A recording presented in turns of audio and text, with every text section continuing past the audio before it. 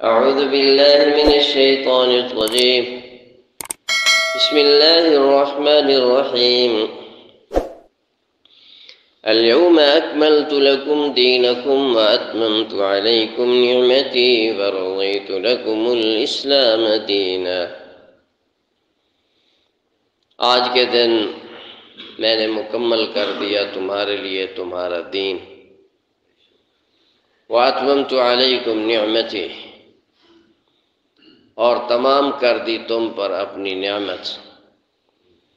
وَرَضِيتُ لَكُمُ الْإِسْلَامَ دِينًا، اور میں نے تمہارے لیے اسلام کو دین کے طور پہ پسند کر لیا. یہ آیت مبارکہ کا مختصر حصہ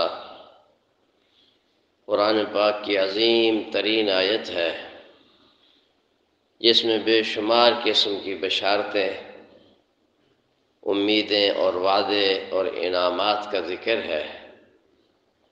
مشہور قول کے مطابق یہ حجۃ الوداع کے موقع پہ آیت نازل ہوئی. اس میں 3 جملے ہیں بظاہر، مگر اس کے معانی بہت گہرے ہیں. ان 3 جملوں کے معانی کو آدمی لکھنا چاہے، اس کی تفصیلات کو لکھنا چاہے تو کئی دفتر بھر جائے. پہلی بات فرمایا الیوم اکملت لکم دینکم، میں نے تمہارے لیے تمہارا دین مکمل کر دیا.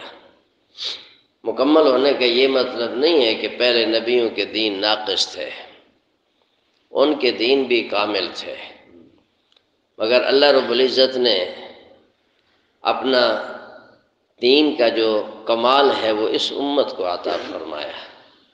حضرت آدم علیہ السلام سے اللہ تعالیٰ کے احکام نازل ہونا شروع ہوئے اور ان میں رد و بدل ہوتی رہی. کبھی کوئی حکم آ گیا، کبھی منسوخ ہو گیا. ایسا نہیں ہے کہ اللہ تعالیٰ کو نعوذ باللہ علم نہیں تھا پھر تبدیل کر دیا، ایسا نہیں. لوگوں کے حالات کے مطابق، ان کی ضرورت کے مطابق احکام میں رد و بدل ہوتی رہی.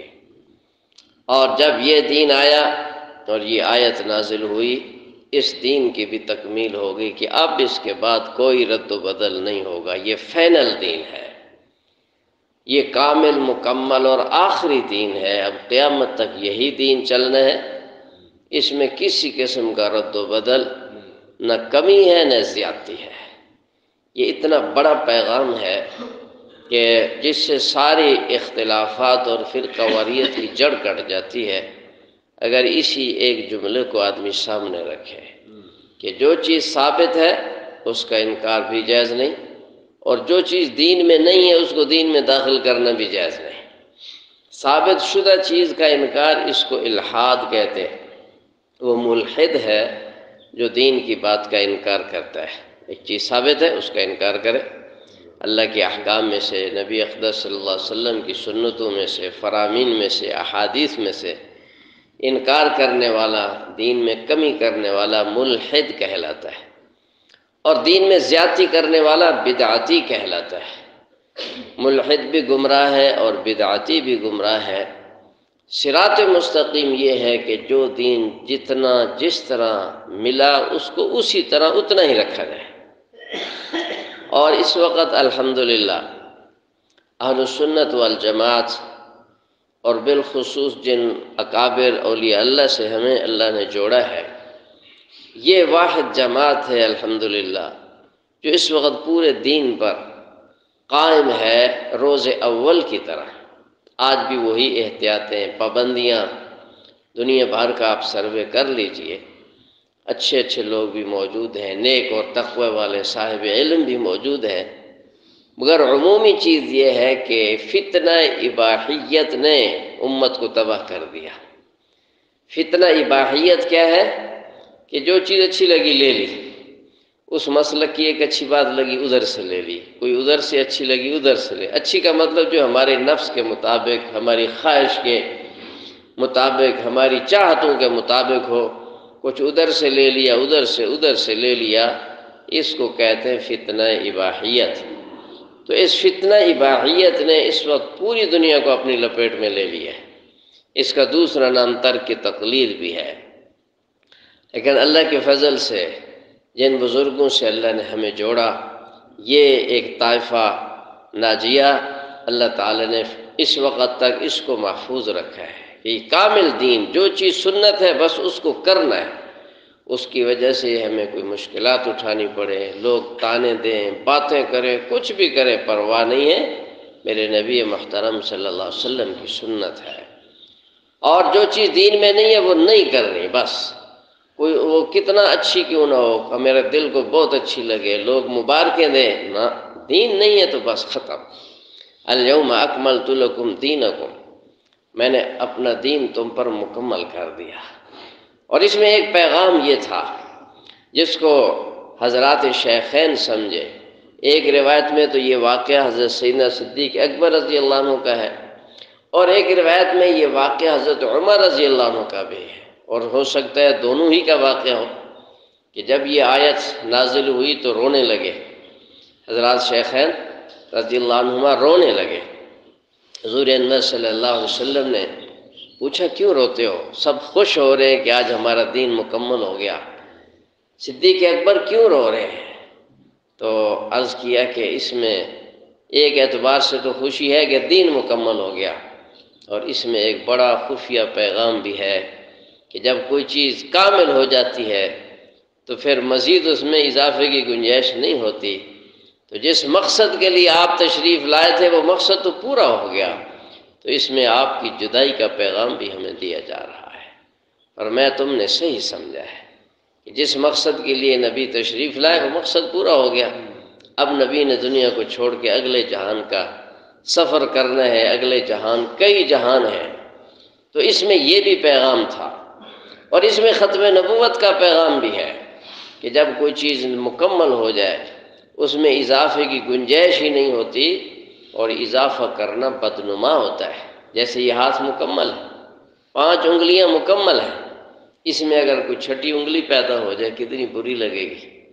پھر میری 5 انگلیاں بھول جائے گی، کہو گی وہ مولوی صاحب جس کی 6 انگلیاں ہیں۔ جب میرا نام لوگے تو کہو گے وہ مولوی صاحب جس کی 6 انگلیاں ہیں۔ وہ چھٹی انگلی یاد رہے گی، یہ 5 بھول جائے گی، کہ عیب یاد رہتا ہے۔ دین میں اضافہ یا کوئی نبوت کا دعوے دار پیدا ہوگا وہ چھوٹی انگلی کی طرح بھی نہیں ہوگا، اس سے بھی بدنما چیز۔ اگر کوئی اس میں کوئی کانٹا چپ جائے، کوئی لکڑی گھس جائے، وہ جتنا تکلیف دہ ہوگی صرف بدنما ہی نہیں ہوگی، تکلیف دہ بھی ہوگی۔ تو کوئی نبوت کا دعوے دار پیدا ہوگا وہ پوری امت کے لیے اس طرح بدنما اور تکلیف دہ ہونا چاہیے۔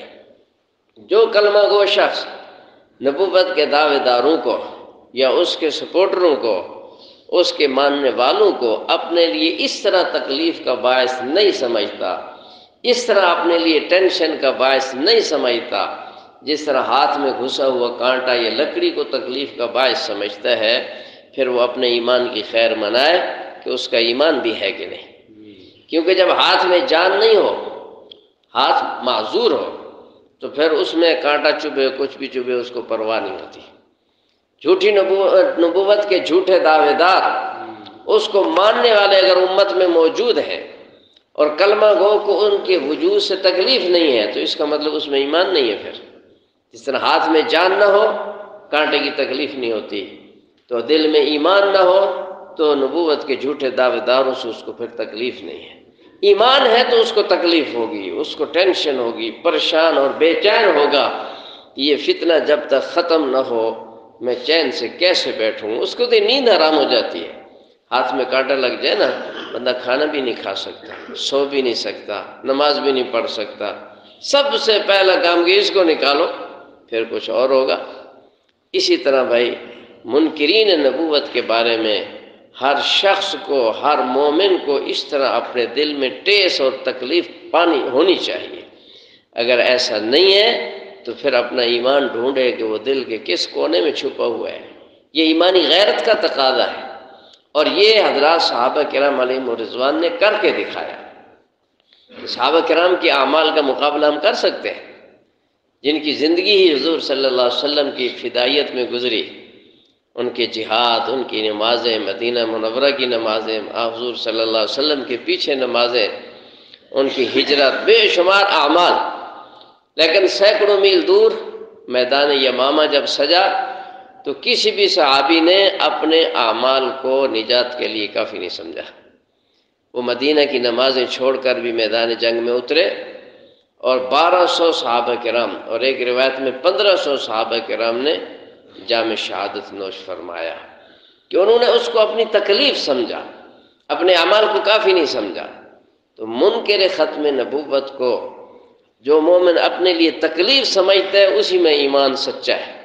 جو اپنے لیے تکلیف نہیں سمجھتا، جو فلانے جانے فلانے کر رہے ہیں، ہمارا یہ کام نہیں ہے، ہم کیا کہ ہم اپنے روٹی روزی مل رہی ہے اور فلانی مسجد میں نماز پڑھتے ہیں چھٹی، تو پھر اپنا ایمان ڈھونڈے کہ یہ نمازیں کام بھی آئیں گی کہ نہیں۔ اللہ پاک ہم سب کو ایمانی غیرت نصیب فرمائے۔